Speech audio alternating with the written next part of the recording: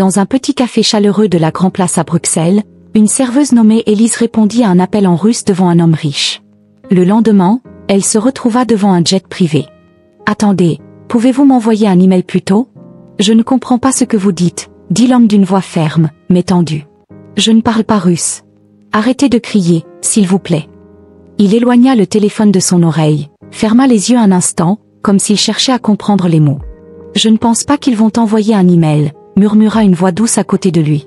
Il tourna la tête et vit Élise, une jeune femme portant un tablier noir un peu usé. Ses boucles brunes étaient attachées soigneusement, elle tenait un carnet dans la main gauche et avait un regard prudent, mais assuré. « Je parle russe », ajouta-t-elle calmement. « Si vous voulez, je peux aider. » Il hésita une seconde, puis lui tendit le téléphone, l'air inquiet. Élise prit l'appareil, écouta attentivement, hocha la tête et répondit en russe d'une voix claire et précise, sans être autoritaire. Elle posa des questions, répéta quelques détails et griffonna rapidement sur une serviette en papier avec le stylo qu'elle gardait derrière son oreille. En 2 minutes, la conversation était terminée. Elle rendit le téléphone, plia la serviette et la fit glisser vers lui. « Si vous confirmez la clause 4 par email avant 17 h, heure de Moscou, » dit-elle posément, « ils continueront les négociations. Sinon, ils penseront que vous refusez leur offre et retireront la licence. » L'homme la fixa, comme s'il la voyait pour la première fois. Sa mâchoire se détendit. « Vous venez de m'aider à sauver l'affaire la plus importante de l'année, » dit-il, ébahi. Élise sourit légèrement. « Je suis contente d'avoir pu aider. » Elle se tourna pour partir. « Attendez, » dit-il. Elle s'arrêta. Il sortit une carte de visite argentée de sa veste et la lui tendit. « Julia Martens, PDG de Martens Global. » Élise prit la carte, hésitante, et lut son nom. « Je m'appelle Élise, » dit-elle simplement. « Je travaille juste ici. » Il la regarda, sérieux, comme s'il cherchait quelque chose en elle. « Si vous voulez un travail à la hauteur de vos talents, appelez ce numéro, » dit-il avant de partir. Élise resta longtemps près du comptoir, la carte dans la main, la serviette avec ses notes encore sur la table. Dehors, la pluie s'était arrêtée, mais l'air vibrait d'une étrange énergie, comme avant un grand changement. Élise glissa la carte dans la poche arrière de son jean, retourna à son poste et recommença à essuyer les tables. Mais au fond d'elle, quelque chose avait bougé. Elle ne savait pas encore qu'un appel de 5 minutes allait bouleverser sa vie. Élise rentra doucement chez elle. Son petit appartement, au 2e étage près du canal de Bruxelles, sentait toujours le désinfectant, et la peinture des fenêtres s'écaillait. Sa sœur, Clara, était dans le salon, comme toujours, calée sur des coussins, un livre ouvert mais oublié sur ses genoux. Ses yeux s'illuminèrent en voyant Élise. « Salut, Élise, » dit Clara doucement. « C'est le matin ou le soir ?»« C'est tard, » répondit Élise en posant son sac. Elle vérifia la perfusion de Clara. « Tout va bien. Je t'ai apporté ta soupe préférée, celle avec les petites pattes. » Clara sourit, un peu distraite. Élise garda une voix calme, même si son cœur était lourd. 3 boulots, 6 médicaments, et le loyer à payer dans 4 jours. Tout tenait à un fil qu'elle resserrait chaque jour. Avant de se coucher, Élise ouvrit son vieux carnet, rempli de phrases russes et de notes d'université qu'elle n'avait jamais terminées. Les pages étaient usées, pleines de mots soulignés et de dessins. Elle lut un vers de Pouchkine à voix basse, même la nuit la plus sombre finit par s'éclairer. Puis elle s'endormit dans le fauteuil près du lit de Clara.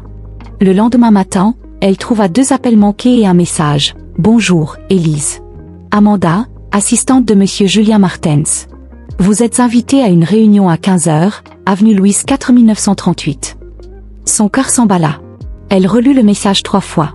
Elle s'attendait à un simple merci, pas à une invitation qui semblait importante.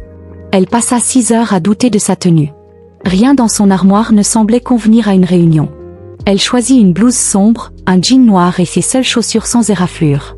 L'avenue Louise était bordée d'arbres verts et de portails électriques. Un gardien vérifia son nom et la laissa passer. Elle suivit les panneaux jusqu'à un grand hangar. À l'intérieur, un jet privé blanc brillait, prêt à décoller. Élise resta figée. Une femme en uniforme s'approcha avec un sourire. « Mademoiselle Élise, par ici. » « Je pensais que c'était une réunion, » balbutia Élise, confuse. « C'est à bord, » répondit la femme. Élise monta les marches, le cœur battant. Peut-être y avait-il une autre Élise? L'intérieur de l'avion était luxueux, tout en cuir. Julien Martens était là, manches retroussées, tenant une tasse fumante. « Je me suis dit que vous n'aimiez pas le café, » dit-il en lui tendant la tasse. « C'est du cacao suisse. » Élise la prit machinalement. Je pensais qu'on parlerait dans un café, dit-elle. Julien esquissa un sourire. On va à Vancouver. Les Russes ont avancé la réunion de 48 heures. J'ai besoin de vous. Élise cligna des yeux. Je sers du café. Je travaille de nuit à l'hôpital. Ma sœur. Julien leva une main, pas pour la faire taire, mais pour la calmer. Vous êtes la seule personne en 6 mois qui a fait sourire un dirigeant russe. Vous parlez leur langue. Vous avez une présence. J'ai besoin de vous, pas d'un interprète professionnel. Élise baissa les yeux sur la tasse, puis le regarda. Vous ne me connaissez presque pas. J'en sais assez. Vous avez écouté, agi, et vous êtes là. La porte de l'avion se ferma. Les moteurs rugirent. Et si je dis non, demanda-t-elle. Il pencha la tête. Vous ne direz pas non, parce que vous ne reculez pas quand c'est important. Élise s'assit, le souffle court. Qu'est-ce que je porte pour une négociation? Il sourit pour la première fois. Ce que vous avez sur vous. Vous êtes là, c'est assez. Le jet décolla. Élise regarda par le hublot, son cœur battant la chamade. Elle ne savait pas où cela l'amènerait, mais une petite étincelle d'espoir s'était allumée en elle. À bord, Élise était tendue, assise sur un siège en cuir clair. Sa tasse de cacao avait refroidi. Sa chemise, repassée le matin, était froissée par le stress. Elle croisa les chevilles pour ne pas rayer le sol brillant. Son vieux carnet dépassait de son sac. Julien, en face, lisait des emails sur sa tablette, mais la regardait parfois, calmement, comme s'il l'étudiait. Quand l'avion traversa des turbulences, Élise sursauta. Elle regarda par le hublot, cachant son malaise. Julien le remarqua. Sans un mot, il se leva, prit un manteau en laine dans un compartiment et le lui tendit. Au cas où, dit-il simplement. Elle le prit. Il sentait le cèdre et quelque chose de cher, discret. Il lui donna aussi une serviette. J'ai vu que vous vous essuyez les mains sur votre jean au décollage, dit-il avec un léger sourire. Vieille habitude, murmura-t-elle, gênée. Vous vous en sortez bien, dit-il en s'asseyant, plus détendu. Vous êtes déjà monté dans un avion? Une fois, à 12 ans. C'était en classe économique, et ça secouait. Celui-ci est mieux, dit-il. Puis, après une pause, mais je comprends les nerfs. À Vancouver, la réunion se tenait dans une tour vitrée face au port, où les bateaux glissaient sous le soleil. L'ambiance était tendue, mais polie, avec des salutations formelles et des tasses de porcelaine. Élise était assise à côté de Julien, un micro devant elle, un verre d'eau intact à sa droite. En face, 5 dirigeants russes, sérieux, en costume sombre. Le plus âgé, Monsieur Ivanov, parlait lentement, chaque mot pesé. Élise écoutait attentivement, captant le ton, les nuances, la façon dont ses yeux passaient de Julien au document. Elle traduisait en anglais, sa voix claire et précise, transmettant l'incertitude dans une phrase, l'approbation dans une autre, la fierté quand Ivanov parlait de son entreprise. Julien répondait calmement, et elle traduisait en russe avec le respect attendu. Quand un jeune russe fit une blague à voix basse, Élise ne la traduisit pas directement, mais trouva un moyen d'en refléter l'humour en anglais, faisant sourire Julien et rire doucement les autres. Les yeux d'Ivanov s'adoucirent. Après 2 heures, ils firent une pause thé. Élise relut ses notes, le cœur battant, but elle restait calme en apparence, comme une peinture de sérénité sous pression.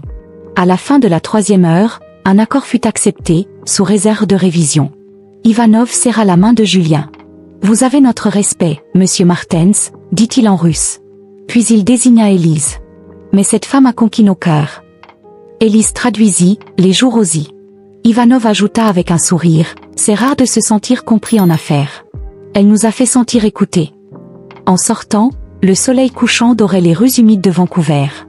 Élise marchait derrière Julien, son carnet contre sa poitrine, incertaine de ce qui suivrait. Il s'arrêta près d'un parc. « Venez, marchons un peu, dit-il doucement. » Ils empruntèrent un chemin calme sous des lampes scintillantes, les arbres murmurant au-dessus d'eux. « Vous avez été parfaite, dit-il enfin. » Élise rit, gênée. « J'avais peur. Ça ne s'est pas vu. » Ils marchèrent en silence. Il la regarda. « Vous m'avez fait réfléchir aujourd'hui. Sur ce que signifie être assez bon. J'ai côtoyé des diplômés, des experts hors de prix.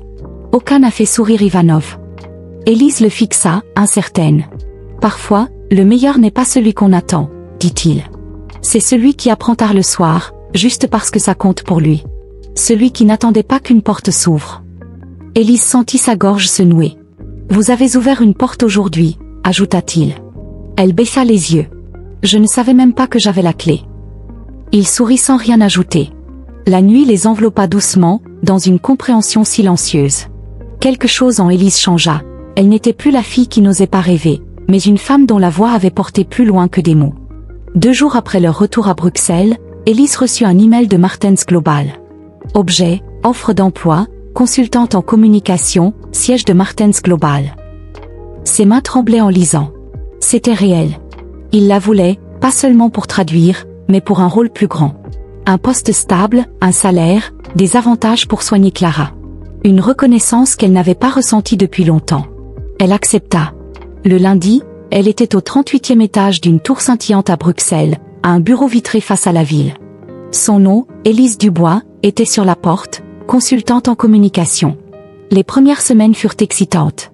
Elle aidait à préparer des présentations pour des clients internationaux, collaborait avec l'équipe de relations publiques pour des lancements mondiaux, et réécrivit des passages d'un discours que Julien prononça parfaitement devant des dirigeants européens. Tout le monde était poli, respectueux, presque tout le monde.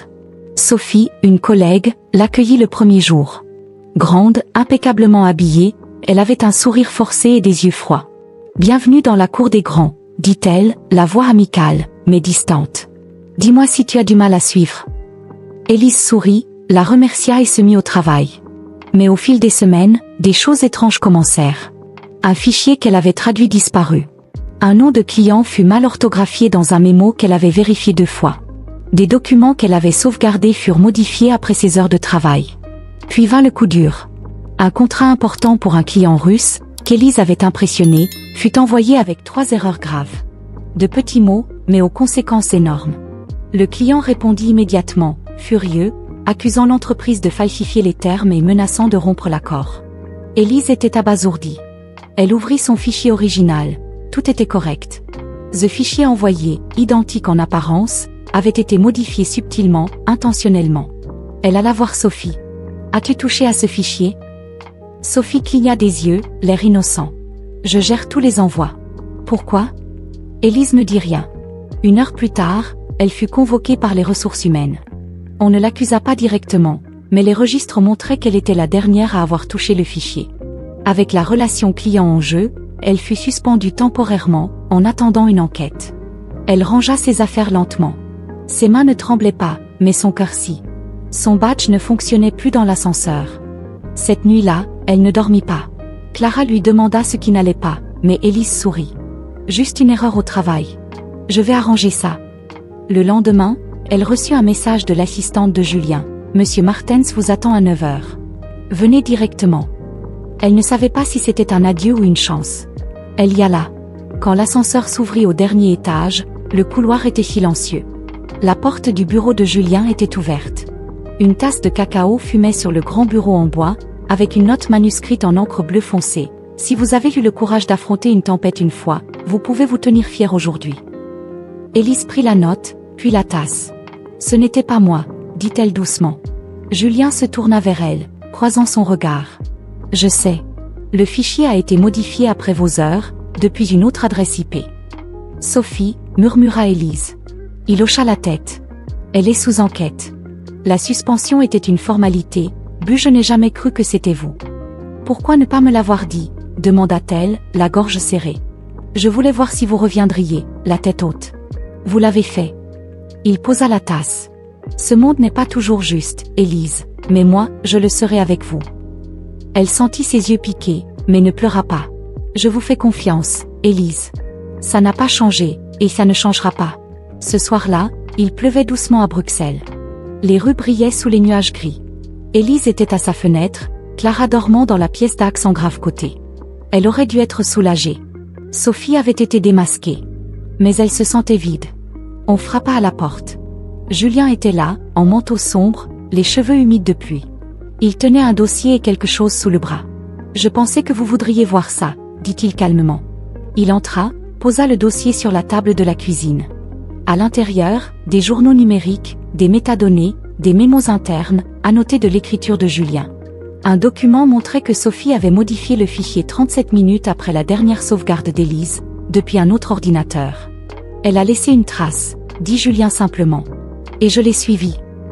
Élise s'assit, ses doigts serrant le bord de la table. Pourquoi a-t-elle fait ça ? Demanda-t-elle. La peur, répondit-il. Peur d'être remplacé, de devenir invisible. Ça rend certains cruels. Elle leva les yeux vers